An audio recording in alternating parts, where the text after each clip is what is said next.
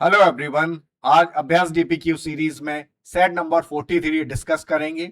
मई month start हो चुका है, तो आपकी फर्स्ट प्रायोरिटी ये होनी चाहिए कि आप सभी लोग सबसे पहले अपने सिलेबस को कंप्लीट कर लें, जिससे कि आपके पास पर्याप्त समय रहे रिवीजन करने के लिए और प्रैक्टिस करने के लिए। खूब प्रैक्टिस करिए क्योंकि सेक्शनल टाइमिंग आ गया है। और देखिए, एक बात हमेशा याद रखना कि अब जो अच्छे से मेहनत करेगा, खूब जम के पढ़ाई करेगा, वो ही 2026 में सरकारी नौकरी लेकर रहेगा। तो चलिए, सेट नंबर 43 को डिस्कस करने से पहले मैं अपना एक ब्रीफ इंट्रोडक्शन दे देता हूं। माई सेल्फ आनंद सर, और मैं जीएस और जीके की एक्सपर्ट फैकल्टी हूं।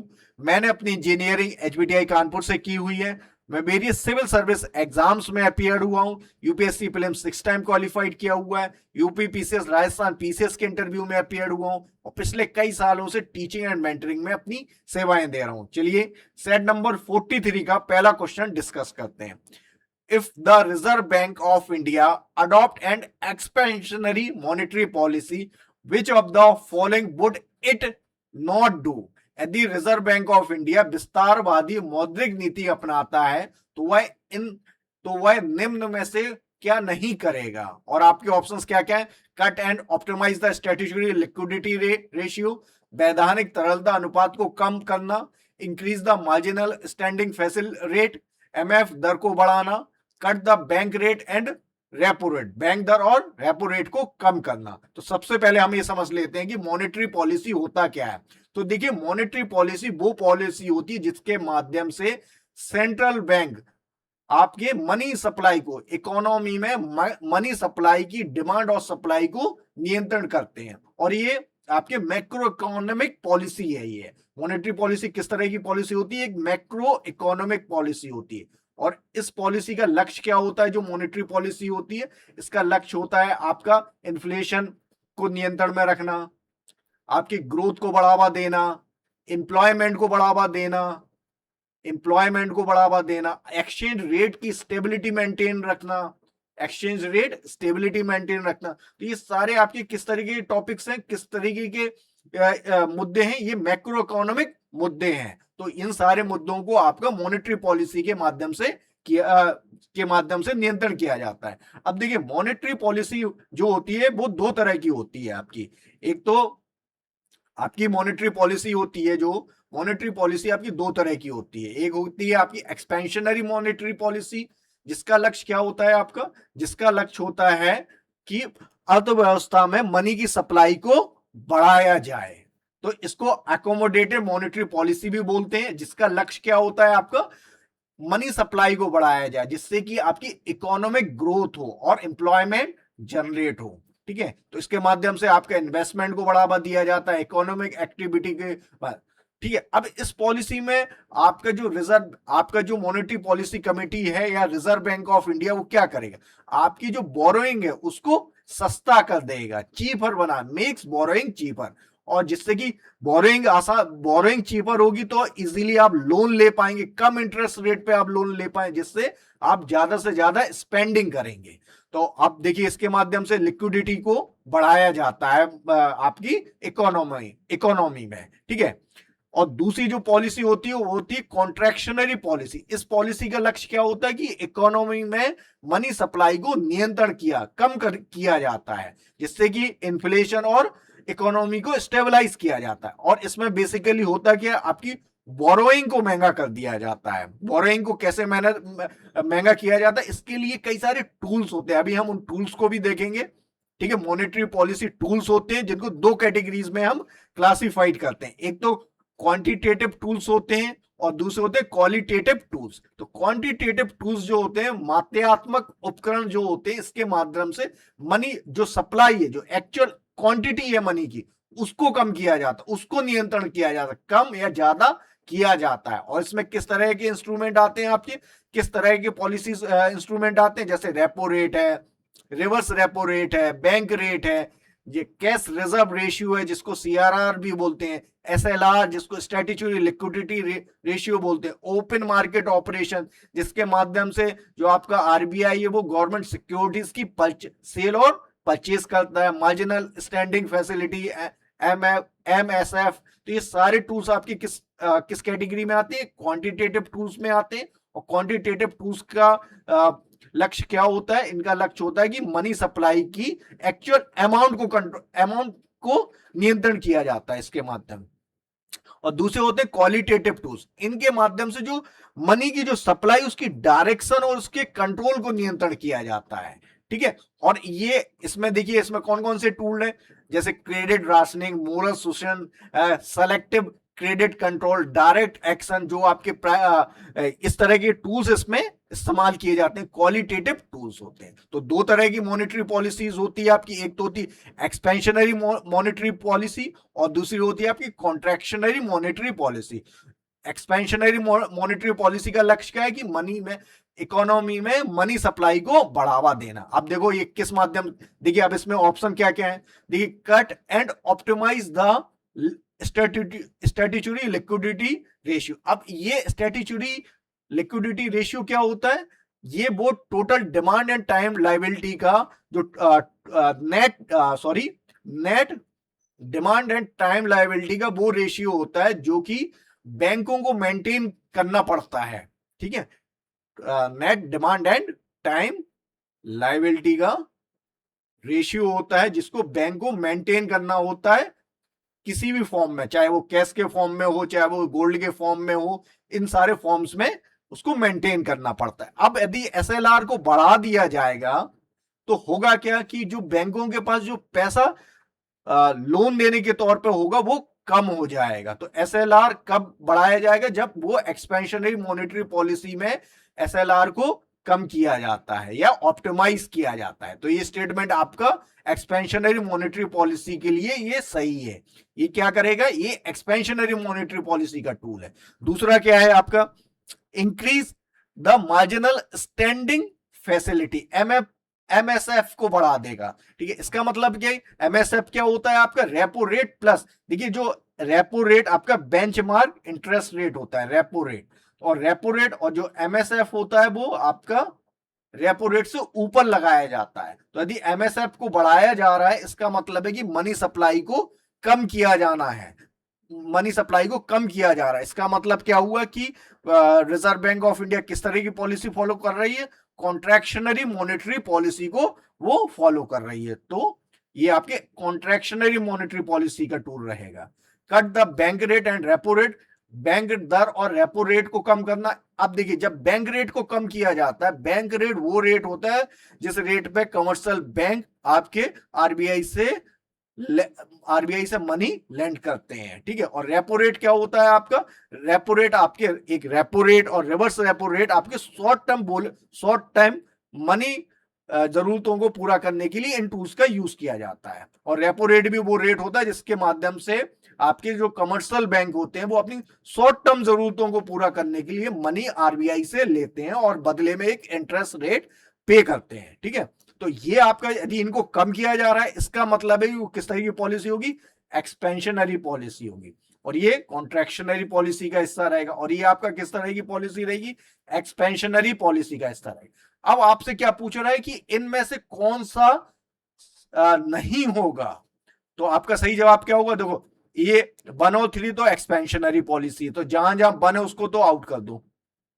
1 आपका ए में भी है, 1 आपका सी में भी है, 1 आपका डी में भी। तो ये तीनों ऑप्शंस आपके गलत हो जाएंगे। सही जवाब क्या रहेगा? ऑप्शन नंबर बी आपका सही जवाब होगा। अभी यहीं पे आपसे ये पूछता वो कि एक्सपेंशनरी मॉनेटरी पॉलिसी टूल्स कौन कौन से होंगे, कौन कौन से ऑप्शंस एक्सपेंशनरी माने जाएंगे? आपके ऑप्शन ए और ऑप्शन नंबर 3। ठीक है, और ये दो तरह के टूल्स हो गए आपके, क्वांटिटेटिव टूल्स हो गए और क्वालिटेटिव टूल्स हो गए। ठीक है, और ये दो टाइप की आपकी पॉलिसीज हो गई। एसएससी अभी लेटेस्ट पैटर्न पे इस तरह के क्वेश्चंस बहुत पूछ रहा है, इसलिए मैंने इतने डिटेल मैनर में आपको इसको समझाया है। अगला प्रश्न देखते हैं, question number 2। chronologically arrange the following political events related to Indian national movement beginning from the earliest। भारतीय राष्ट्रीय आंदोलन से संबंधित निम्नलिखित राजनीतिक घटनाओं को कालानुसार क्रम में व्यवस्थित कीजिए। देखिए फॉर्मेशन ऑफ स्वराज पार्टी कब होती है? 1923 में होती है। और कौन कौन इसके संस्थापक सदस्य थे? आपके CR दास और आपके मोतीलाल नेहरू, ये इसके संस्थापक सदस्य रहते हैं स्वराज पार्टी के। आपके कम्युनल अवार्ड कब इशू किया गया था, कब आपका इशू किया, 1932 में। और एक किसने इशू, रैमसे मैकडोनल्ड ने, रैमसी मैकडोनल्ड, जो कि उस वक्त कौन थे आपके आपके ये थे ब्रिटेन के प्राइम मिनिस्टर। इन्होंने ये 1932 में जब आपकी second round table conference failed हो जाती है, उसके बाद भारतीय नेताओं को डराने धमकाने के लिए उन्होंने कम्युनल अवार्ड घोषित किया था। और इस अवार्ड के माध्यम से वो जो सेपरेट इलेक्टोरेट सिस्टम था उसको एक्सपेंड कर रहे थे, उसमें नई कम्युनिटीज को इंक्लूड करना चाह रहे थे। और बदले में इसी अवार्ड को अपोज करने के लिए Gandhi ji fast unto death गए। फिर बाद में जाके आपका पूना पैक्ट होता है आपके गांधी जी और आपके बी आर अंबेडकर के बीच में। लखनऊ पैक्ट कब साइन किया गया था, ये आपका 1916 में साइन किया गया था। किस किस के बीच में साइन किया गया था, ये आपके कांग्रेस और मुस्लिम लीग के बीच में साइन किया गया था, मुस्लिम लीग के बीच में। ठीक है, इसको लखनऊ पैक्ट इसलिए बोलते हैं कि उस वक्त जो कांग्रेस का सेशन हुआ था वो लखनऊ में हुआ था। शिमला कॉन्फ्रेंस आपकी कब होती है, 1945 में होती है, जिसके और उस ये किसने आपको इनवाइट किया, शिमला कॉन्फ्रेंस किस वायसरॉय के टाइम पीरियड पे हुई थी, लॉर्ड बेवेल के टाइम पे। ठीक है, और अब बड़ा आसान रहेगा आपको अरेंज करना। ठीक है, सबसे पहले क्या आएगा आपका, सबसे पहले आएगा आपका 3, फिर आएगा आपका 1, उसके बाद आएगा 2, उसके बाद आएगा 4। तो बड़ा आसान रहेगा, ऑप्शन नंबर ये में ये आपको मिल जाएगा, ये आपका सही है। अब देखिए इस विकल्प को, इस वाले प्रश्न को आप देखिए, एक ही ऑप्शन यदि आप आइडेंटिफाइड कर लेते तब भी इसको बड़े आसानी से कर पाते हैं आपने, क्योंकि देखिए थर्ड नंबर आपका सबसे पहले पता चल जाएगा, उसके बाद देखिए पहले नंबर, उसके बाद कोई भी मैचिंग मतलब डुप्लीकेशन कहीं नहीं है। तो एक को भी सही आप आइडेंटिफाई कर लेते तो भी आप सही जवाब दे पाते। अगला प्रश्न देखते हैं, consider the following statement with regards to a steel plant. एक इस्पात संयंत्र के संबंध में निम्नलिखित कथनों पर विचार कीजिए। ठीक है, it was setup in 1964 with Russian collaboration. इसे 1964 में रूसी सहयोग से स्थापित किया गया था। It receives iron ore from the Rourkela region. इसे राउरकेला क्षेत्र से लोहे अयस्क प्राप्त होता है। Water and hydel power is supplied by Damodar Valley Corporation. जल और जल विद्युत शक्ति दामोदर नदी निगम द्वारा आपूर्ति की जाती है। ठीक है, अब आपको आइडेंटिफाइड करना है कि ये किस स्टील प्लांट के बारे में बताया गया है। जो 3 स्टेटमेंट है किस स्टील प्लांट से संबंधित है। ऑप्शन है Bhilai steel plant. Bhilai steel plant आपका कहाँ पे, छत्तीसगढ़ में है, छत्तीसगढ़। दूसरा ऑप्शन है आपका बोकारो स्टील प्लांट, ये आपका झारखंड में है, आपका झारखंड में। उसके बाद है आपका राउरकेला स्टील प्लांट और दुर्गापुर स्टील प्लांट। तो ये देखिए, सबसे पहले देखिए आप, सबसे पहले एक बात को समझिए, स्टील प्लांट किस तरह की इंडस्ट्री, एक हैवी इंडस्ट्री है, एक हैवी इंडस्ट्री है, हैवी इंडस्ट्री है। ठीक, और इसमें जो रॉ मटेरियल होता है वो बहुत हैवी होता है और वेट लूजिंग रॉ मटेरियल होता है। तो ये आपकी स्टील प्लांट उन रीजन्स में लगाए जाते हैं जहां इजीली आपको रॉ मटेरियल उपलब्ध हो। और इसका सही जवाब क्या रहेगा, ये आपका कब लगाया गया, ये इसका सही जवाब रहेगा आपका ऑप्शन नंबर बी, आपका सही जवाब रहेगा, बोकारो स्टील प्लांट। अब देखिए अन्य स्टील प्लांट देख लेते हैं। भारत का जो पहला स्टील प्लांट है वो कहाँ लगाया था और किसने लगाया था, वो टिस्को ने लगाया था और जमशेदपुर में लगाया था। याद रखिएगा, भारत का पहला स्टील प्लांट 1909 में लगाया गया था। कहाँ पे लगाया गया था, जमशेदपुर में। और किसने लगाया था, टिस्को, जो कि एक प्राइवेट कंपनी थी। ठीक है, first major private steel plant. उसके बाद आयरन एंड स्टील कंपनी आपकी आती है बर्नपुर में, ये 1919 में लगाई जाती है। और इसको किसने, अभी वर्तमान में तो स्टील अथॉरिटी ऑफ इंडिया के साथ है। फिर आपका Visvesvaraya iron and steel plant, ये भद्रावती में लगाया जाता है, 1923 में लगाया जाता है। उसके बाद राउरकेला स्टील प्लांट आपका उड़ीसा में लगाया जाता है, ये आपका 1957 मतलब सेकेंड 5 ईयर प्लान में लगाया जाता है, सेकेंड 5 ईयर प्लान में। उसके बाद आपका भिलाई स्टील प्लांट आपका छत्तीसगढ़ में लगाया गया, ये भी आपका सेकेंड 5 ईयर प्लान में लगाया गया था। सेकेंड 5 ईयर प्लान में आपसे एग्जाम में पूछ लेगा कि कौन कौन से स्टील प्लांट आपके सेकेंड 5 ईयर प्लान में लगाए गए। उसके बाद दुर्गापुर स्टील प्लांट आपका वेस्ट बंगाल में। देखिए ये सारे जो रीजन्स हैं आपके झारखंड हो गया, आपका उड़ीसा हो गया, आपका वेस्ट बंगाल हो गया, छत्तीसगढ़ हो गया, ये इन रीजन्स में क्या है आपका कोल और आयरन। इन रीजन्स में भारत में कोल और आयरन मिलता है। ठीक है, ठीक है। उसके बाद बोकारो आपका झारखंड में हो गया 1964 में। ठीक है। अच्छा, जो बोकारो स्टील प्लांट है ये आपका सोवियत यूनियन के सहयोग से लगाया गया था। जो आपका दुर्गापुर स्टील प्लांट है ये यूनाइटेड किंगडम मतलब इंग्लैंड के सहयोग से लगाया गया था। और उसके बाद भिलाई भी आपका सोवियत यूनियन या यूएसएसआर या जो वर्तमान में रशिया उसके सहयोग से लगाया गया। उसके बाद राउरकेला स्टील प्लांट आपका जर्मनी के सहयोग से लगाया गया था। उसके बाद राष्ट्रीय इस्पात निगम लिमिटेड है। ठीक है, जेएसडब्ल्यू स्टील है। ठीक है, तो सबसे पहला क्या याद रखना कि पहला स्टील प्लांट कहाँ लगाया गया। दूसरा आपका आयरन एंड स्टील कंपनी थी, Visvesvaraya iron and steel company. और ये जो 3 प्लांट आपके लगाए गए, Rourkela steel plant, Bhilai steel plant और दुर्गापुर स्टील प्लांट, ये तीनों आपके सेकेंड 5 ईयर प्लान में लगाए गए थे। 5 ईयर प्लान में लगाए गए थे। और ये आपका थर्ड 5 ईयर प्लान में लगाया गया, थर्ड 5 ईयर प्लान में। अगला प्रश्न देखते हैं, which one of the following statement about the भक्ति मूवमेंट इज नॉट करेक्ट। ठीक है, भक्ति आंदोलन के बारे में निम्नलिखित में से कौन सा कथन सही नहीं है। तो भक्ति, सबसे पहले भक्ति क्या है। Bhakti means intense personal devotion to God. Intense personal devotion to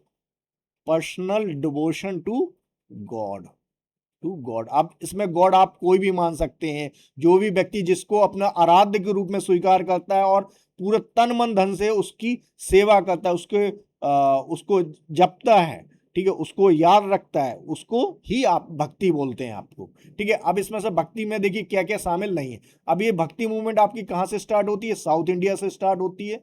south India से स्टार्ट होती है आपकी। एक रिलीजियस रिफॉर्म मूवमेंट था among Hindu, religious reforms among Hindu. ठीक है, हिंदू समाज का एक धार्मिक सुधार आंदोलन था ये। ठीक है, और ये आपका साउथ इंडिया में स्टार्ट होता है 7th और 8th सेंचुरी में, 7th और 8th सेंचुरी। और ये इसके स्टार्ट अलवर्स और नयनवर्स जो संत थे उनको जाता है, नयनार्स संस को जाता है। और ये सादा, ये मतलब कोई इसमें रिचुअलिस्टिक एलिमेंट नहीं होता है।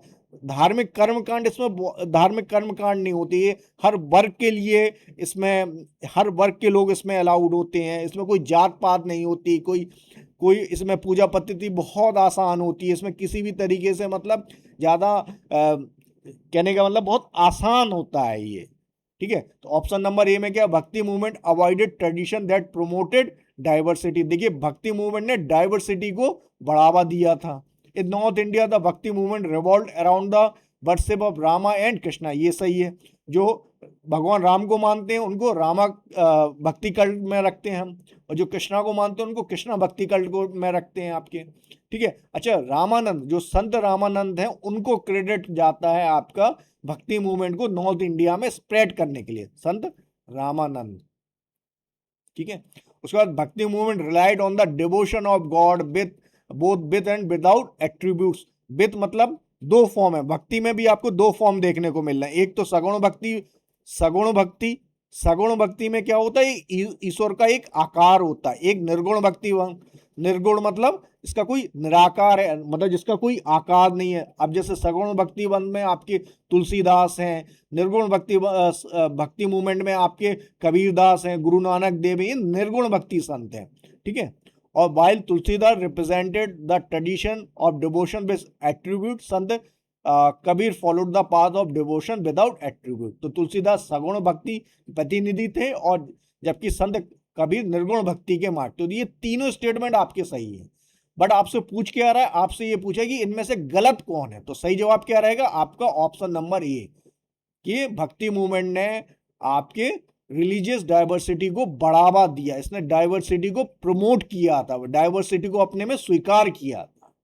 अगला प्रश्न देखते हैं, which of the following is are cold current, ठीक है, निम्नलिखित में से कौन सा महासागरीय धाराएं ठंडी है। अब देखिए महासागरीय धाराएं क्या होती है, ये आपका एक definite pattern of flow of ocean current होता है। अब देखिए ओशन करंट्स के माध्यम से आपका जो, देखिए इक्वेटर से गर्म धाराएं, इनको दो कैटेगरीज में हम डिवाइड करते हैं। ओशन करंट्स को दो कैटेगरीज में डिवाइड करते हैं। एक तो hot current, hot warm water current, warm ocean current बोलते हैं जिनको, वार्म ओशन करंट बोलते हैं, और दूसरा cold ocean current. Cold warm ocean current क्या करते हैं, ये आपके वार्म वाटर को किन रीजन्स में लेके जाते हैं, जो ठंडे क्षेत्र हैं उन क्षेत्रों में लेके जाते हैं। ये लोअर लैटिट्यूड से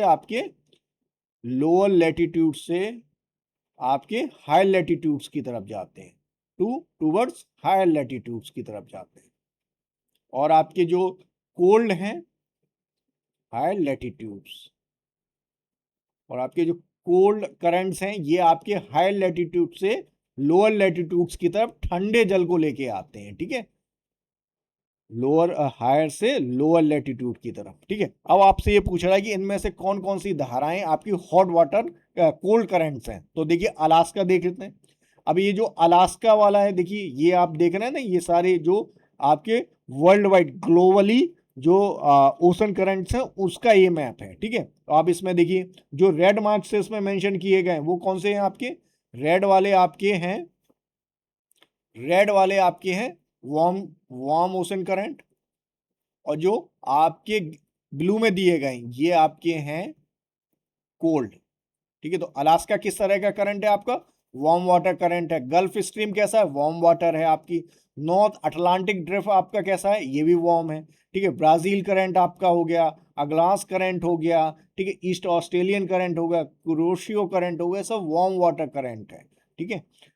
इसको देखिए आप इधर से भी देख सकते हैं, ठीक है। जो कैलिफोर्निया करंट है आपका ये कोल्ड करंट है, हम्बल बोल्ट करंट है, लेब्राडोर करंट है, कैनरीज करंट है, वेनेजुएला करंट्स है, फॉकलैंड करंट्स है, वेस्ट और ऑस्ट्रेलियन करंट है, ऑस्ट्रॉक करंट, ये सब warm water current cold current है ये। और ये क्या करते हैं आपके जो साउथ पोल और नॉर्थ पोल है वहां से ये आपकी ठंडे जल को इक्वेटोरियल रीजन्स में लेके आते हैं। और वार्म वाटर करंट्स में आपके क्या है, जो इक्वेटोरियल जो लोअर लैटिट्यूड से हाई लैटिट्यूड्स की तरफ चलते हैं। अब देखते हैं प्रश्न को, देखते हैं अलास्का करंट किस तरीके का करंट है आपका, एक वार्म वाटर करंट है, तो ये ऑप्शन गलत हो गया।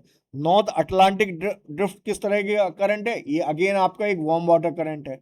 वेस्ट विंड ड्रिफ्ट किस तरीके का करंट है, आपका कोल्ड करंट है, ठीक है। अब आपसे देखो, ठीक है, select the answer using the code given below, नीचे दिए गए कोड का उपयोग करके सही उत्तर चुनिए। तो option A only 1, option B है ओनली 1 एंड 2, ऑप्शन सी है 2 एंड 3, ऑप्शन डी है 3 ओनली। तो सही जवाब क्या रहेगा, 3 वाला आपका सही जवाब रहेगा।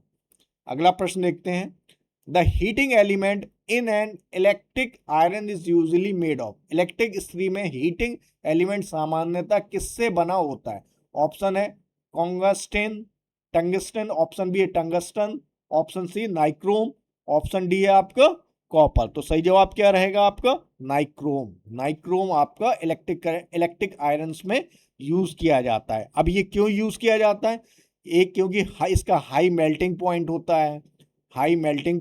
है, ठीक है, हाई रेजिस्टिविटी होती है इसकी, इन सारी प्रॉपर्टीज की वजह से इसको यूज किया जाता है। अब आपसे कई बार ये पूछ सकता है कि भाई नाइक्रोम को इलेक्ट्रिक आयरन में इस्तेमाल किया जाता है, क्यों इस्तेमाल किया जाता है, तो उसकी ये सारी प्रॉपर्टीज की वजह से उसको इस्तेमाल किया जाता है। हाई रेजिस्टेंस है इसमें, हाई मेल्टिंग पॉइंट है, इसीलिए ऑक्सीडाइज नहीं होता है, इस वजह से इसको यूज किया जाता है। जबकि टंगस्टन आपका किस में यूज किया जाता है, हाई मेल्टिंग पॉइंट इसका भी होता है, इसको बल्ब में यूज किया जाता है, बल्ब्स में यूज किया जाता है। कॉपर आपका किस तरह का एलिमेंट है, आपका किस तरह की मेटल है, एक कंडक्टर मेटल है। देखिए मेटल्स को हम भी एलिमेंट्स को हम क्लासिफाइड करते हैं ना, आपकी कंडक्टर, नॉन कंडक्टर और या इंसुलेटर्स या सेमीकंडक्टर्स। तो ये कंडक्टर, ये इलेक्ट्रिसिटी और हीट को कंडक्ट करता है आपका कॉपर को, ठीक है। अगला प्रश्न देखते हैं, which one of the following is true for the speed of sound in a given medium, किसी दिए गए माध्यम में ध्वनि की गति के बारे में निम्नलिखित में से कौन सा कथन सही है। ऑप्शन क्या है, देखिए सबसे पहले जो स्पीड होती है, स्पीड किसके बराबर होती है, ध्वनि किसके बराबर होती है, वेवलेंथ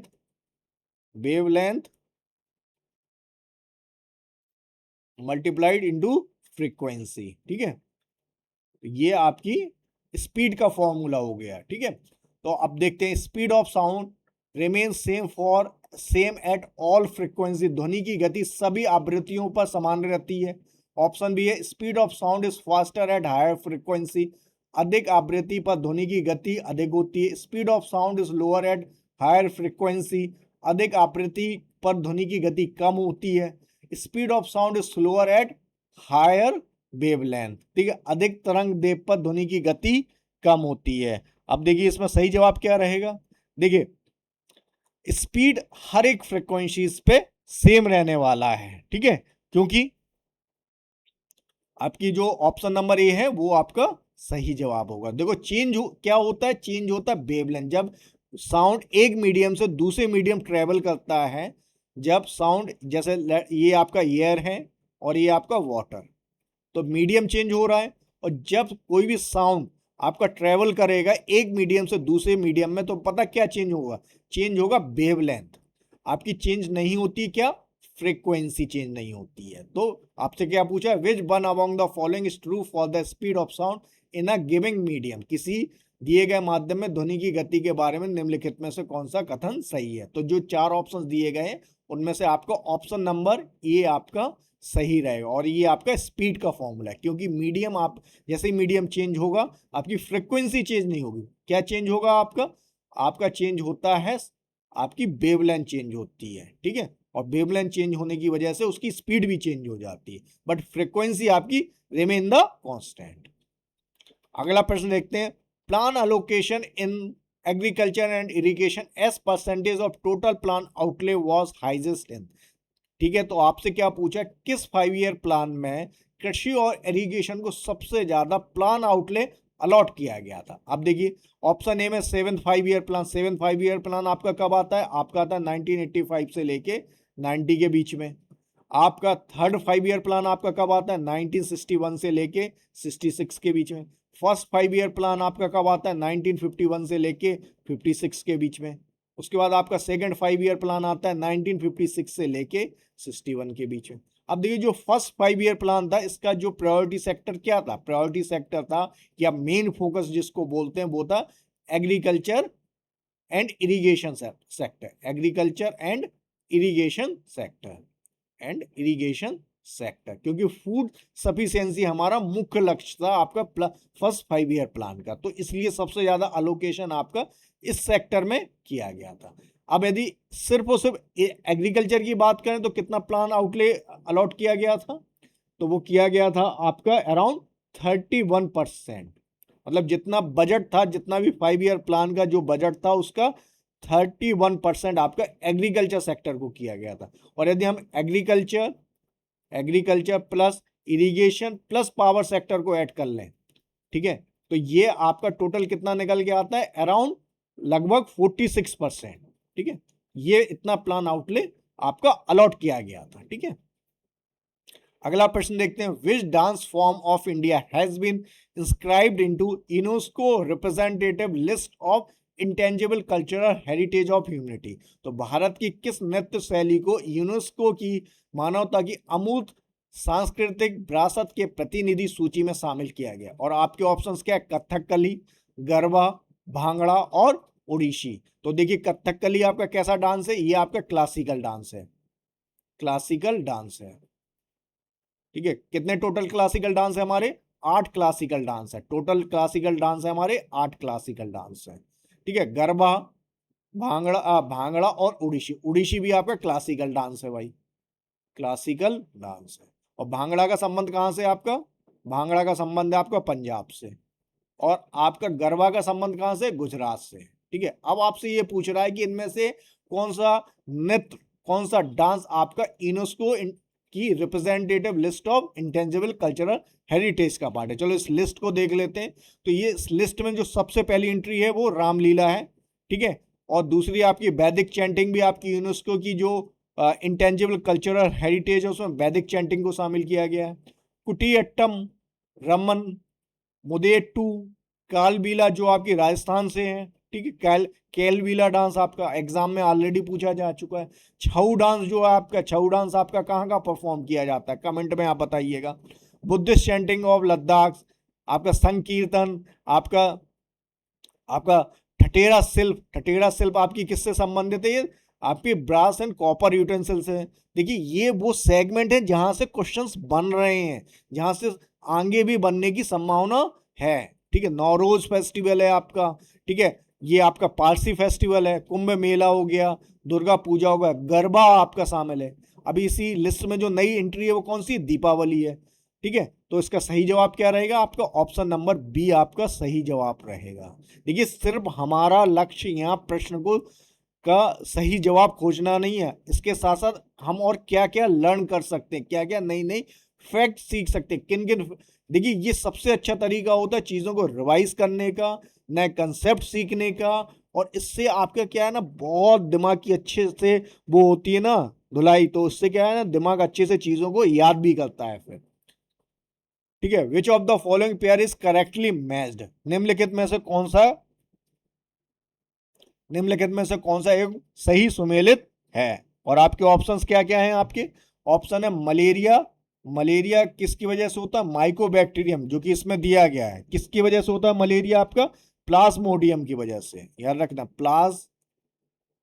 प्लाज्मोडियम की वजह से होता है। और आपकी जो मलेरिया वो किस तरह की डिसीज है आपकी? एक प्रोटोजोवा की वजह से होता है, एक प्रोटोजोवन पैरासाइट की वजह से होता है। ठीक है, और ट्यूबरक्लोसिस आपकी किसकी वजह से होता है? ट्यूबरक्लोसिस आपका माइकोबैक्टीरियम की वजह से होता है। और ठीक है, ठीक है, तो ये दोनों ही ऑप्शंस गलत हो गए। ठीक है, ठीक है, दोनों ही ऑप्शंस गलत हैं। अब आपको आइडेंटिफाइड करना, select the answer using the code given below, नीचे दिए गए कोड का उपयोग करके सही उत्तर चुनिए। ऑप्शन ए में ओनली 1 दिया गया, ऑप्शन बी में ओनली 2 दिया गया, ऑप्शन नंबर सी में both 1 and 2, option number D में नाइदर 1 और 2, तो डी आपका सही जवाब रहेगा। अगला प्रश्न देखते हैं। Mahendragiri, one of the highest peak of the eastern Ghat, is located in which one of the following state. ठीक है, तो महेंद्रगिरी जो पूर्वी घाट की, देखिए इसको करेक्ट कर लेंगे, वन ऑफ द मतलब महेंद्रगिरी जो आपकी पूर्वी घाट की एक वन ऑफ द ऊंची चोटी है, निम्नलिखित में से किस राज्य में स्थित है? ऑप्शन है आंध्र प्रदेश, उड़ीसा, तेलंगाना और तमिलनाडु। तो महेंद्रगिरी पर्वत आपका कहाँ स्थित है? आपका उड़ीसा में ये स्थित है। ठीक है, हाईएस्ट पीक कौन सी है आपकी? हाईएस्ट पीक ऑफ ईस्टर्न घाट क्या है आपकी? हाईएस्ट पीक की यदि बात करें तो कौन सी है? वो है आपकी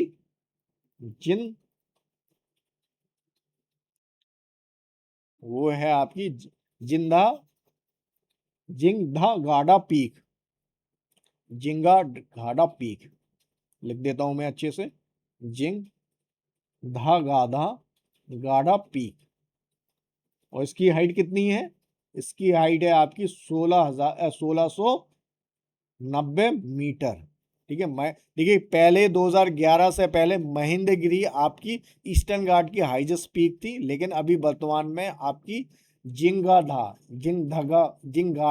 आपकी हाईएस्ट पीक है। ठीक है, कमेंट में आप मुझे बताइएगा कि ये कहाँ पे स्थित है। अगला प्रश्न देखते हैं। Consider the following statement regarding the India AI impact summit, निम्नलिखित कथनों पर विचार कीजिए जो इंडिया एआई समिट 2026 से संबंधित है। The summit was held at Bharat Mandapam in new Delhi and lasted for 5 days। तो यस, शिखर सम्मेलन नई दिल्ली के भारत मंडपम में आयोजित किया गया था और यह 5 दिनों तक चला। तो ये स्टेटमेंट आपका सही है। तो जो एआई समिट 2026 है, इंडिया एआई समिट 2026, ये आपका कहाँ ऑर्गेनाइज किया गया था? ये आपका न्यू दिल्ली में ऑर्गेनाइज किया गया था। और न्यू दिल्ली में कहाँ? भारत मंडपम। भारत मंडपम आपका कहाँ पे? प्रगति मैदान में है ये आपका। तो ये स्टेटमेंट आपका सही है। ठीक है, अब दूसरा स्टेटमेंट देखते हैं। The theme of the summit focused on maximising commercial profit from artificial intelligence technology. तो इसका क्या है आपका जो थीम बोल रहा है आपसे? ठीक है, इसका जो शिखर सम्मेलन का विषय कृत्रिम बुद्धिमत्ता प्रौद्योगिकियों से अधिकतम व्यवसाय लाभ कमाने पर केंद्रित था। तो ये स्टेटमेंट आपका गलत है। ये इसका थीम नहीं था, ठीक है, क्योंकि जो एआई को हम बढ़ावा दे रहे हैं इसको हम एक इंक्लूसिव बनाना चाह रहे हैं, मतलब एआई से सभी का फायदा हो। देखिए आप इन जो ब्रॉड चीजें इनको यदि समझते होंगे तो बड़ी आसानी से इसको जवाब दे पाएंगे, ठीक है। तो ये स्टेटमेंट आपका गलत है। Which of the statement given above is are correct? Option A में ओनली वन, बी में ओनली टू, ऑप्शन सी में both 1 and 2, option number D में नाइदर 1 or 2। तो सही जवाब क्या रहेगा आपका? सही जवाब ऑप्शन नंबर ए आपका सही जवाब रहेगा। अगला प्रश्न देखते हैं, which one of the following oxide is a neutral oxide? निम्नलिखित में से कौन सी उदासीन ऑक्साइड है? तो देखिए जो ऑक्साइड्स हैं वो कितनी कैटेगरीज की होती हैं? यदि ऑक्साइड्स को क्लासिफाइड करें तो ये आपकी, देखिए एक तो होती है एसिडिक, एक तो होती है बेसिक ऑक्साइड, बेसिक ऑक्साइड्स हो गई आपकी। दूसरी कैटेगरी में आपकी क्या है? एसिडिक ऑक्साइड होती है, एसिडिक ऑक्साइड हो गई। थर्ड आपकी कैटेगरी होती है एम्पोटेरिक, एम्पोटेरिक, एम्पोटेरिक मतलब जो दोनों आपकी बेसिक और एसिडिक दोनों करेक्टर शो करती हैं, basic and acidic character show कर रही होती हैं। और एक होती है न्यूट्रल ऑक्साइड्स भी होती है जो नाइदर एसिडिक करेक्टर शो करती है नॉर आपकी बेसिक करेक्टर शो करती है। तो इस कैटेगरीज में मोस्टली आपकी मेटल ऑक्साइड्स आती हैं, इसमें आपकी नॉन मेटल ऑक्साइड्स नॉर्मली आती। इसमें जो आपके पीरियोडिक टेबल के मिडिल्स में है उसमें जैसे कि Al2O3 है आपका, ये आपकी किस तरह की ऑक्साइड है? एम्पोटेरिक, एम्पोटेरिक ऑक्साइड है। न्यूट्रल ऑक्साइड के उदाहरण क्या है आपके? कार्बन मोनोऑक्साइड है, NO हो गया, ये आपके न्यूट्रल ऑक्साइड है। बेसिक ऑक्साइड में जैसे NO2O है, MgO है, ये आपकी किस तरह की ऑक्साइड्स हैं? आपकी बेसिक ऑक्साइड, बेसिक ऑक्साइड्स हैं। एसिडिक ऑक्साइड्स में आपके जैसे CO2 आपका आपका किस तरह की ऑक्साइड हो गई? ये आपकी एसिडिक ऑक्साइड होगी। अभी जो बेसिक ऑक्साइड होते हैं ये क्या करते हैं आपकी? जो मेटल ऑक्साइड्स होते हैं बेसिकली आपके। तो इसका सही जवाब क्या रहेगा आपका? ऑप्शन नंबर ये आपका सही जवाब रहेगा। अगला प्रश्न देखते हैं, in India which one among the following act permitted detention without trials for up to 2 years? तो ब्रिटिश भारत में निम्नलिखित में से किस अधिनियम ने बिना मुकदमे के 2 वर्ष तक नजरबंदी की अनुमति दी थी? ऑप्शन क्या क्या है आपके? Regulating act 1773, Rowlatt act 1919, Pitt's India act 1784, उसके बाद है आपका गवर्नमेंट ऑफ इंडिया एक्ट 1935। तो ये आपका किस एक्ट के बारे में बात किया जा रहा है? ये आपका बात किया जा रहा है रॉलेट एक्ट। रॉलेट एक्ट आपको देखिए डिटेंशन विदाउट ट्रायल्स अलाउड कर रहा था, permitted detention without trial for up to 2 years। तो इसका सही नाम क्या था आपका? Roulette act. इसको रोलेट, देखिए इसका जो ऑफिशियली नाम था वो था anarchical, anarchical and revolutionary, revolutionary crime act था, क्राइम्स एक्ट। और इसको रोलेट एक्ट इसलिए बोलते हैं क्योंकि ये किस कमेटी की रिकमेंडेशन पर पारित किया गया था? ये सर सिडनी रोलेट थे,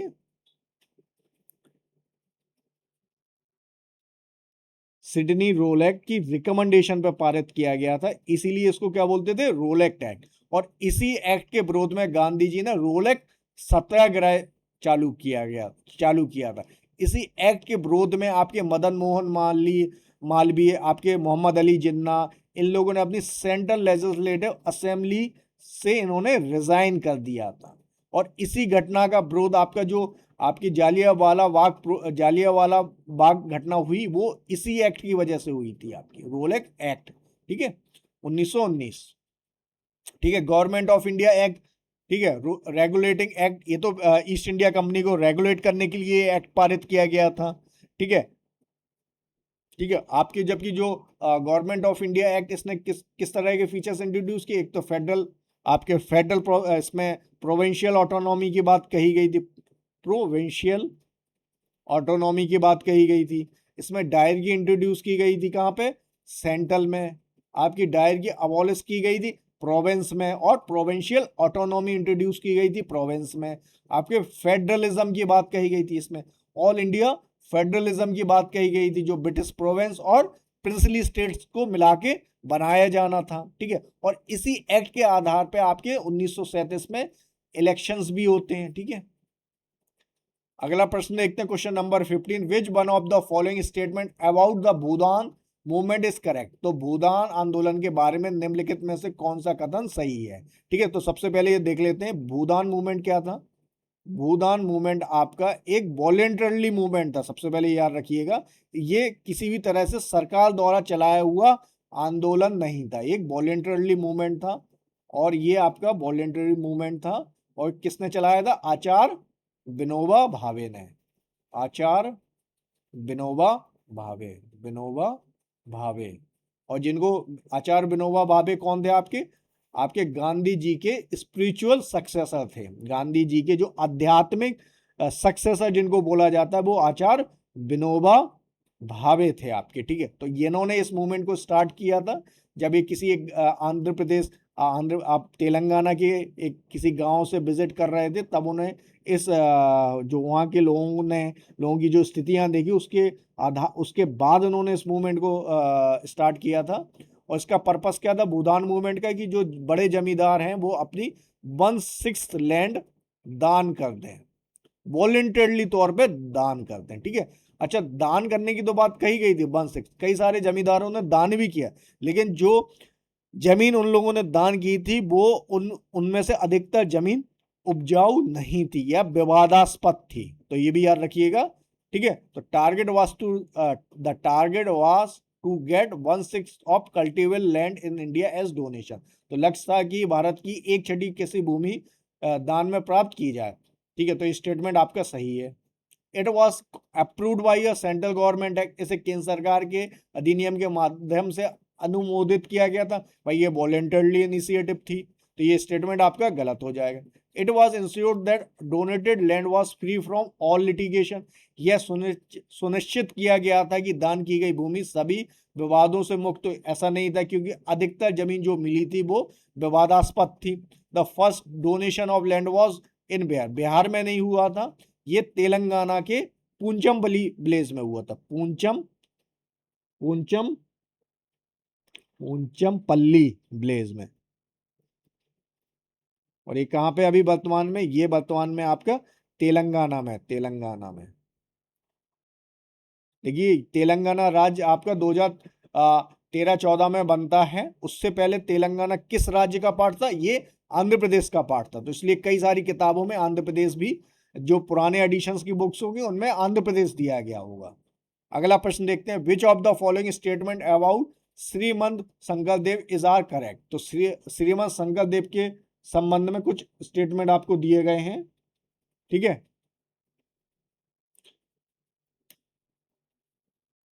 ठीक है, श्रीमंत शंकरदेव इज आर करेक्ट। तो श्रीमंत शंकरदेव के बारे में निम्नलिखित में से कौन सा कथन सही है? तो देखिए, जो शंकरदेव हैं ये आपके 15-16 सेंचुरी के आपके भक्ति पोएट संत हैं। और किस स्टेट से ये बिलोंग करते हैं? ये आपके भक्ति पोएट संत हैं, आपके भक्ति पोएट संत हैं आपके।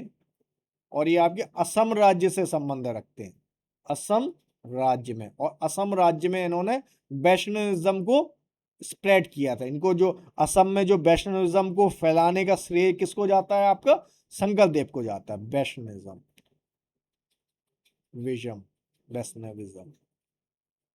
ठीक है, अब देखिए, in the late 15th century Shankardev emerged as the one of the leading proponent of Vaishnavism in Assam. तो ये स्टेटमेंट आपका सही है। He was the founder of Gaudiya Math, Gaudiya Vaishnavism. वो गौड़िया वैष्णववाद के संस्थापक थे। तो ये स्टेटमेंट आपका गलत है, क्योंकि आपका श्रीमद महाप्रभु ने इसकी स्थापना की थी। ठीक है, हिज टीचिंग आज नोन एज भगवती धर्म। तो ये स्टेटमेंट आपका सही, उनकी शिक्षाओं को भगवती धर्म के नाम से जाना जाता है। ये स्टेटमेंट आपका सही है। ही इंकरेज द एस्टेब्लिशमेंट ऑफ सत्र एंड नामघर, उन्होंने सत और नामघर की स्थापना को प्रोत्साहित किया। ये स्टेटमेंट भी आपका सही है। तो सही जवाब क्या रहेगा? जहां जहां दो शामिल हो उसको हटा दीजिए। दो इधर भी शामिल है, दो आपका इधर भी शामिल है, दो आपका इधर भी शामिल है। तो आपका सही जवाब क्या रहेगा? Option number C. तो इसी को क्या बोलते हैं? एलिमिनेशन टेक्निक के माध्यम से भी आप इसको सॉल्व कर सकते हो। एलिमिनेशन टेक्निक के माध्यम से भी आप इसको अप्रोच कर सकते हो। क्योंकि जो 4 स्टेटमेंट दिए गए उनमें से किसी भी, आप देखिए इन 4 स्टेटमेंट में आप जैसे यदि आप आइडेंटिफाई कर लें कि 2 गलत है तो आप बड़े आसानी से सवाल का जवाब दे पाते हैं। अब देखिए इनकी फिलॉसफी को क्या बोलते हैं, एक सरना धर्म, एक सरना धर्म इनकी फिलॉसफी को बोलते हैं, ठीक है। और इन्होंने किस तरह की आपके कीर्तन घोष और बोर हीट, ये इनके लिटरेचर्स हैं, ठीक है। और उन्होंने परफॉर्मिंग आर्ट्स, देखिए सतारिया डांस जो कि आपका एक क्या है, क्लासिकल डांस भी है, क्लासिकल डांस भी है, ठीक है। एग्जाम में इस तरह के क्वेश्चंस बहुत पूछे जा रहे हैं। तो अनकिया नाट, नृत्य नाट, ये भी आपका क्या, आपका एक तरह का डांस परफॉर्मिंग आर्ट है। और ब्रजवली, ब्रजवली में क्या आपकी इसमें मैथिली और असमी का मिश्रण देखने को मिलता है। और जो आपका सत्र और नामघर क्या है, ये आपके रिलीजियस इंस्टीट्यूशन, धार्मिक संस्थाएं और सामुदायिक केंद्र हैं, ठीक है। Which one among the following does not figure among the 5 principles of Panchsheel, तो निम्नलिखित में से कौन पंचशील के 5 सिद्धांतों में शामिल नहीं है। तो पंचशील क्या थे, आपके 5 ऐसे सिद्धांत थे ऑफ पीसफुल कोएग्जिस्टेंस के, पीसफुल कोएग्जिस्टेंस के, ठीक है। तो ये 5 प्रिंसिपल्स हैं आपके, पंच मतलब 5, सील मतलब ऐसे सिद्धांत जो कि आपको पीसफुल कोएग्जिस्टेंस को स्थापित करते हो, ठीक है। 5 प्रिंसिपल्स। अब ये 5 प्रिंसिपल्स कौन कौन से थे, तो ये थे आपके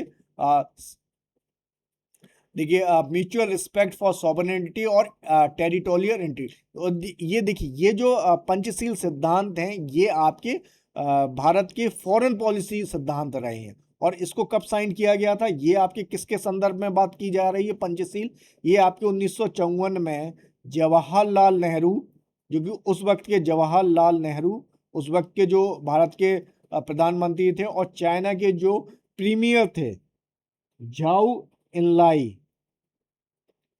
इनके बीच में साइन किए गए थे। और ये भारत और जो भारत और चाइना के जो रिलेशंस थे, जो अंतरराष्ट्रीय संबंधों की, ये फाउंडेशन थे पंचशील सिद्धांत। और ये सिद्धांत कौन कौन से थे, ये आपके थे mutual respect for sovereignty and territorial integrity, समझौता और क्षेत्रीय अखंडता का सम्मान करना, म्यूचुअल नॉन एग्रेशन, परस्पर आक्रमण न करना, एक दूसरे पे हमला ना करना, ठीक है। Non interference and internal affairs, आंतरिक मामलों में हस्तक्षेप ना करना, ठीक है। इक्वलिटी एंड म्यूचुअल बेनिफिट, समानता और पारस्परिक लाभ, और पीसफुल कोएग्जिस्टेंस, शांतिपूर्ण सह अस्तित्व की भावना रखना, ठीक है। लेकिन चाइना ने जब 1962 में इंडिया में अटैक किया तब इन सिद्धांतों को समाप्त हो गए थे, तब ये सिद्धांत स्पष्ट तौर पे समाप्त हो गए थे, ठीक है। अब देखिए इसमें से वही कह रहा है कि इनमें से कौन सा पंचशील सिद्धांत नहीं है, ठीक है। ऑप्शन है mutual respect for each other, territorial integrity and sovereignty, एक दूसरे के क्षेत्रीय अखंडता और संभवता का पारस्परिक सम्मान, इक्वलिटी एंड म्यूचुअल बेनिफिट, सामान्यता और पारस्परिक लाभ, पीसफुल कोएग्जिस्टेंस, ये सब पार्ट है। क्या नहीं है, न्यूक्लियर नॉन प्लोरिफिकेशन, परमाणु अप्रसार। तो डी आपका सही जवाब रहेगा, ठीक है। अच्छा इंडिया किस तरह की, इंडिया की जो न्यूक्लियर पॉलिसी वो किस तरह की, न्यूक्लियर पॉलिसी इंडिया की है no first use policy. Nuclear policy की यदि भारत की बात करें तो वो आपकी no first nuclear policy, nuclear policy याद रखिएगा ये। अगला प्रश्न देखते हैं, which one of the following terms is associated with the practice of Sufism, निम्नलिखित में से कौन सा शब्द सूफीवाद की प्रथा से संबंधित है। ऑप्शन है जिजिया, इंजा, मुकदम, मुरीद। तो देखिए जिजिया क्या था, एक टैक्स था आपका, जजिया क्या था आपका, एक टैक्स था जो कि किन पे लगाया जाता, नॉन इस्लामिक रेजिडेंस पे लगाया जाता, जो नॉन इस्लामिक प्रैक्टिस, जो नॉन इस्लामिक जो आपके मुगल पीरियड और जो आपके दिल्ली सल्तनत में जो लोग इस्लाम धर्म को पालन नहीं करते थे उन पर ये टैक्स लगाया जाता था, ठीक है। और इम्जा मींस क्या होता है, consensus of Islamic scholar, consensus of Islamic scholars, Islamic scholar, ठीक है। उसके बाद मुकद्दम क्या था आपका, विलेज हेडमैन था आपका, याद रखिएगा विलेज हेडमैन को बोलते थे मुकद्दम, या जो विलेज हेडमैन या लोकल ऑफिशियल को आप क्या बोलते थे? विलेज हेडमैन या लोकल ऑफिशियल को आप मुकद्दम बोलते थे, ठीक है, लोकल ऑफिशियल। और मुरीद आपका क्या था? मुरीद, मुरीद मीन्स डिसाइपल, सिस, डिसाइपल, डिसाइपल, फॉलोअर, ठीक है, जिसको डिसाइपल या फॉलोअर बोलते हैं किसी सूफी संत का, ठीक है। तो डी आपका सही जवाब रहेगा। Bharat poll portal has been developed by, Bharat poll portal किसके द्वारा विकसित किया गया है? और आपके ऑप्शन क्या है? ऑप्शन है the election commission of India, Bharat निर्वाचन आयोग, the central bureau of investigation, केंद्रीय अन्वेषण ब्यूरो जिसको सीबीआई भी बोलते हैं आप, सीबीआई, इन्फोर्समेंट डायरेक्टरेट, प्रवर्तन निदेशालय, ईडी। ऑप्शन डी क्या है आपका? Securities and exchange board of India, भारतीय प्रतिभूति और विनिमय बोर्ड, सेबी। तो सबसे पहले ये देख लेते हैं ये आपका भारत पोल क्या है। जैसे इंटरपोल है उसी की तर्ज पे आपका भारत पोल बनाया गया, जिसमें आपका जो इंटरनेशनल क्रिमिनल कॉपरेशन को बढ़ावा देना, ठीक है।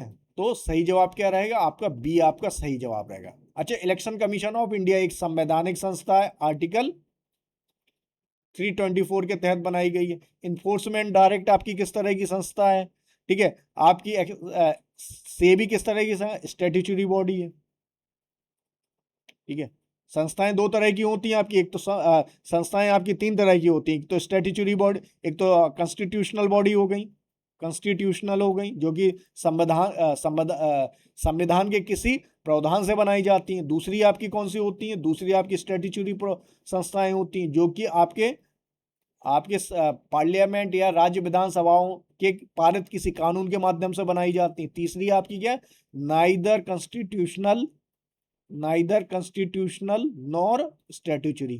कमेंट में आप मुझे बताइएगा कि सीबीआई और एनफोर्समेंट डायरेक्टरेट किस तरह की संस्था है? नाइदर कॉन्स्टिट्यूशनल नॉर स्टैट्यूटरी, ठीक है।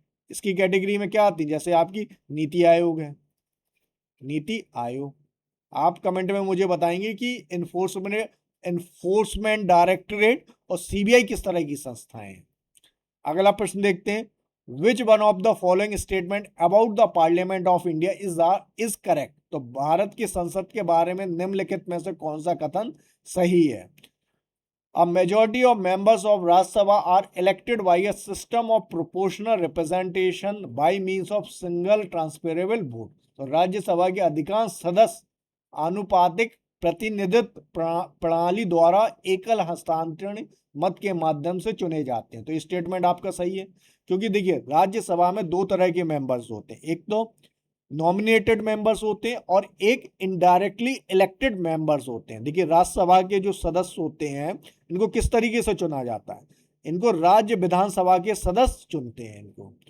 जो देखिए जो राज्यसभा होता है, राज्यसभा आपके संसदीय प्रणाली में स्टेट को रिप्रेजेंट करता है, रिप्रेजेंट स्टेट को रिप्रेजेंट करता है, रिप्रेजेंट स्टेट। और इसके जो सदस्य होते हैं उनको कौन चुनता है? राज्य विधानसभा के सदस्य इनको चुन के भेजते हैं, ठीक है। अच्छा, राज्यसभा में दो तरह के मेंबर्स हैं, एक तो नॉमिनेटेड मेंबर्स हैं जिनको राष्ट्रपति नॉमिनेट करता है, नॉमिनेटेड मेंबर्स हो गए। कितने नॉमिनेटेड मेंबर्स होते हैं? 12 नॉमिनेटेड मेंबर्स होते हैं आपके, ठीक है। प्लस आपके क्या होते हैं? इनडायरेक्टली इलेक्टेड मेंबर्स होते हैं, इनडायरेक्टली इलेक्टेड मेंबर्स होते हैं। और कौन इनको इलेक्ट करता है? आपके इलेक्टेड मेंबर, इनको राज्य विधानसभा के सदस्य इलेक्टेड करते हैं, ठीक है। तो दूसरा the deputy chairman of the Rajya Sabha is nominated by the president from among the member of Rajya Sabha. Rajya Sabha के उपसभापति को राष्ट्रपति द्वारा सदस्यों में से नामित किया जाता है। क्या स्टेटमेंट सही है आपका? ये इलेक्टेड होता है जो डिप्टी। देखिए आपका जो वाइस प्रेसिडेंट है, वाइस प्रेसिडेंट तो आपके एक्स ऑफिशियो चेयरपर्सन हो गए आपके किसके? राज्यसभा के। लेकिन जो डिप्टी चेयरपर्सन होते हैं राज्यसभा के, ये आपके इलेक्टेड अमॉन्ग्स द मेंबर्स, अपने जो मेंबर्स होते हैं उन्हीं में से किसी को चुना जाता है। Lok Sabha can not be dissolve before the completion of 5 year terms. तो लोकसभा को 5 वर्ष की अवधि पूरी होने से पहले भंग नहीं किया जा सकता। ये स्टेटमेंट अगेन गलत है। यदि सरकार अपना बहुमत खो दे और राष्ट्रपति की नज़र में कोई गवर्नमेंट फॉर्म नहीं हो सकती जिसके पास मेजोरिटी हो, तो लोकसभा को आपका डिसॉल्व किया जा सकता है before completion of 5 years. Member of Lok Sabha also vote in the election of member of Rajya Sabha. Again Lok Sabha के सदस्य कोई भूमिका नहीं निभाते हैं आपके राज्यसभा के सदस्य को चुनने में। राज्यसभा के सदस्य को कौन चुनता है? राज्य विधानसभाओं के सदस्य चुनते हैं। ठीक है, तो ऑप्शन नंबर डी भी आपका गलत हो जाएगा। सही जवाब क्या रहेगा आपका? ऑप्शन नंबर ए आपका सही जवाब रहेगा। अगला प्रश्न देखते हैं, we hear and echo due to, हम प्रतिध्वनि क्यों सुनते हैं? ठीक है, अच्छा इको के बारे में पूछ रहा है कि इको का क्या प्रिंसिपल, हम क्यों इको सुनते हैं, क्यों हम प्रतिध्वनि सुनते हैं। ठीक है, कई जगह ऐसी हैं जहां पे यदि आप जोर से बोलेंगे तो वो जगह है वो इस चीजें आपके कान में भी सुनाई देती हैं। रिफ्रैक्शन ऑफ साउंड वेव, ध्वनि तरंगों का अपवर्तन। रिफ्लेक्शन ऑफ साउंड वेव, ठीक है, ध्वनि तरंगों का परावर्तन। डिफ्रैक्शन ऑफ साउंड वेव, ध्वनि तरंगों का वितरण। Resonance due to sound wave, तो सही जवाब क्या रहेगा? रिफ्लेक्शन ऑफ साउंड वेव, तो बी आपका सही जवाब। इको का प्रिंसिपल क्या है? Reflection of sound waves. अगला प्रश्न देखते हैं, what happens when sunlight travels through the earth atmosphere, जब सूर्य का प्रकाश पृथ्वी के वायुमंडल से गुजरता है तो क्या होता है? The blue colour is scattered more compare to the red colour, तो नीला रंग लाल रंग की तुलना में अधिक प्रकीर्णित होता है। Red colour is scattered more compare to the blue colour, लाल रंग नीले रंग की तुलना में अधिक प्रकीर्णित होता है। Both the blue and red colour are scattered equally. The blue colour is not scattered but the red colour is scattered the most, नीला रंग प्रकीर्णित नहीं होता है जबकि लाल रंग सबसे अधिक होता है। इस चीज को आप किसके माध्यम से एक्सप्लेन करते हो? रेलिस स्कैटरिंग इफेक्ट के माध्यम से, याद रखिएगा, रेलिस स्कैटरिंग इफेक्ट के माध्यम से।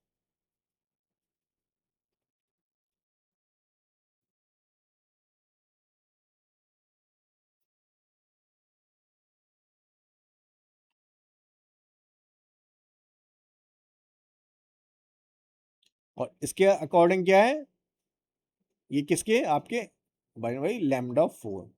ये लैम्डा 4 क्या है आपका? वेवलेंथ की 4th पावर। तो जिसकी वेवलेंथ कम होगी उसकी स्कैटरिंग ज्यादा होगी, कि जिसकी वेवलेंथ ज्यादा ज्यादा होगी उसके ज्यादा होगा। तो जिसकी वेवलेंथ कम होगी उसके स्कैटरिंग ज्यादा होगा एज कंपेयर टू जिसकी वेवलेंथ ज्यादा उसकी। अब देखो इन कलर्स में यदि हम बात करें तो विबग्योस के आधार पे हम याद कर सकते हैं कि इनकी वेवलेंथ, तो ये आपका जो ऑर्डर है इंक्रीजिंग वेवलेंथ में है, increasing wavelength.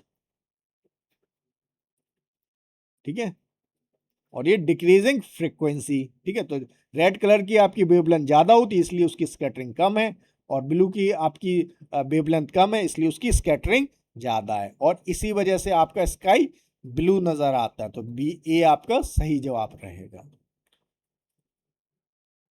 India's first commercial seaplane service has been approved in which state UT by the Directorate General of Civil Aviation? तो नागरिक उड्डयन महानिदेशालय द्वारा भारत की पहली वाणिज्य सी प्लेन सेवा किस राज्य केंद्र शासित में स्वीकृत की गई है? ऑप्शन है Andaman and Nicobar, option B है लक्षद्वीप, ऑप्शन सी है गोवा, ऑप्शन डी क्या है आपका? ऑप्शन डी है आपका केरला। इसका सही जवाब रहेगा आपका लक्षद्वीप। ठीक है, लक्षद्वीप आपका किस सी में? अंडमान एंड सॉरी आपका अरेबियन सी में स्थित है आपका। ठीक है, अरेबियन सी में। अंडमान एंड निकोबार आपका किस में? बे ऑफ बंगाल रीजन में है। ठीक है, Ritika Shri is known for his of the following achievement, तो ऋतिका श्री किस उपलब्धि के लिए जानी जाती है? ऑप्शन है first transgender cricket umpire in India, Bharat की पहली transgender cricket umpire. First female cricket captain of India, Bharat की पहली महिला क्रिकेट कप्तान। First transgender cricketer in IPL, IPL की पहली transgender cricketer. First women ICC match referee, पहली महिला आईसीसी मैच रेफरी। तो सही जवाब क्या रहेगा? ऋतिका श्री आपकी इंडिया की फर्स्ट ट्रांसजेंडर क्रिकेट एम्पायर है। ठीक है, तो ऑप्शन नंबर ए आपका सही जवाब। और ये किस स्टेट में इनको एम्पायर नियुक्त किया गया? तमिलनाडु में, तमिलनाडु में। देखिए जो आपका NALSA versus union of India case है। ठीक है, अगला प्रश्न देखते हैं, consider the following statement regarding the article 40 of the Indian constitution, अनुच्छेद 40 जो article 40 of the Indian constitution के संबंध में निम्नलिखित कथनों पर विचार कीजिए। ऑप्शन क्या है? It directs the state to organise village panchayat and empowers them as unit of self government. तो यह राज्य को ग्राम पंचायतों का संगठन करने और उनके स्वशासन की इकाई के रूप में सशक्त बनाने का निर्देश देता है। ये स्टेटमेंट आपका बिल्कुल सही है। देखिए, जो directive principle of state policy है, जो राज्य के नीति निर्देशक तत्व हैं, ये आपके किस पार्ट में मेंशन है? ये आपके पार्ट 4 में मेंशन है। और इसमें कितने आर्टिकल दिए गए हैं? इसमें आपके आर्टिकल 36 से लेके 51 तक इसमें शामिल किए गए हैं।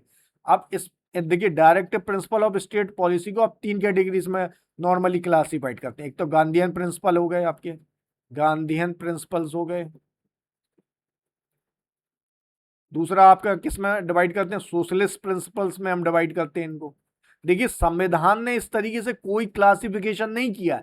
ये तो हम उन जो अनुच्छेद हमें दिए गए उनकी भाषा के अनुसार, उनके लक्ष्य के अनुसार उनको क्लासिफाइड करते हैं। सोशलिस्ट हो गए, तीसरे लिबरल एंड इंटेलेक्चुअल कैटेगरीज में डालते हैं, लिबरल एंड इंटेलेक्चुअल्स। ठीक है, तो आपका जो आर्टिकल 40 है ये आपका किस कैटेगरी में जाता है? गांधीयन प्रिंसिपल की कैटेगरी में जाता है। और आर्टिकल जो अनुच्छेद 40 है वो किसके विषय में बात कर रहा है? विलेज पंचायत के बारे में बात कर रहा है, लोकल गवर्नेंस के बारे में बात कर रहा है। और इसी को ध्यान में रख के आपके कौन कौन से अमेंडमेंट पारित किए गए? 73rd पारित किया गया, 74th पारित किया गया। ये दो आपके जो कॉन्स्टिट्यूशनल अमेंडमेंट है वो आपके आर्टिकल 40 को ही मूर्त रूप लाने के लिए जमीनी तौर पे ये हमारे गवर्नेंस का पार्ट बन पाए, इसलिए इनको पारित किया गया था। It is a part of fundamental rights and legally enforceable in courts. तो यह मौलिक अधिकारों का हिस्सा और न्यायालयों में लागू किया जा सकता है। तो ये स्टेटमेंट आपका गलत है, क्योंकि जितने भी राज्य के नीति निर्देशक तत्व हैं इनका नेचर क्या है? ये नॉन इन्फोर्सेबल है, लीगली नॉन इन्फोर्सेबल होते हैं। ठीक है, लीगली नॉन इन्फोर्सेबल का मतलब क्या है कि यदि इनको इम्प्लीमेंट नहीं किया गया तो आप कोर्ट में जाके इनको इम्प्लीमेंट नहीं करा सकते हैं। तो ये लीगली नॉन इन्फोर्सेबल होते हैं। ठीक है, लीगली नॉन इन्फोर्सेबल है, जबकि फंडामेंटल राइट्स आपके लीगली इन्फोर्सेबल होते हैं। अब आपको इनमें से कौन सा कथन सही है? ठीक है, ऑप्शन ए में ओनली 1 दिया गया, ऑप्शन नंबर बी में ओनली 2 दिया गया है, बोथ सी में बोथ 1 and 2 दिया गया है। ऑप्शन नंबर डी में क्या? नाइदर 1 और 2। तो सही जवाब क्या रहेगा? आपका ऑप्शन नंबर ए आपका सही जवाब रहेगा। ठीक है, ये आपका सही जवाब रहेगा। तो देखिए, इस तरह से हमारा सेट नंबर 43 कंप्लीट हो जाता है। देखिए, एग्जाम के लिए बहुत कम समय बचा है, इसलिए बहुत जम के पढ़ाई करो, जम के मेहनत करो, नहीं तो आप 2026 भी मिस कर जाएंगे। 26 मिस नहीं करना है तो समय पे अपना सिलेबस कंप्लीट करो। बार बार मैं एक ही बात इसीलिए दोहरा रहा हूं, क्योंकि यदि जिसको ये स्ट्राइक कर गया तो मान लीजिए मेरी बात, आपका पक्का सिलेक्शन रहेगा। ठीक है, तो मेहनत करिए जम के। मई मंथ को तो बिल्कुल बना दीजिए, बिल्कुल कि बिल्कुल लगे, जिसको बोलते हैं दिन दूने रात चौगनी वाली बात, जो कहावत कही जाती ना, उसको पूरा कर डालिए अब मई मंथ में। ठीक है, क्योंकि उसके बाद आपके पास समय नहीं बचेगा। नोटिफिकेशन आते ही, जैसे ही नोटिफिकेशन आएगा, हार्ट बीट ऑटोमेटिकली बढ़ जाएगी आपकी। बात देख लीजिएगा, जब नोटिफिकेशन आएगा और जिनका सिलेबस कंप्लीट नहीं है, प्रैक्टिस नहीं की है, जिन्होंने प्रीवियस ईयर क्वेश्चंस नहीं लगाए हैं, उनका देखना हार्ट बीट पक्का बढ़ेगा। मेरी बात याद रखना। चलिए, इस तरीके से ये सेट नंबर 43 कंप्लीट होता है। ठीक है, थैंक यू।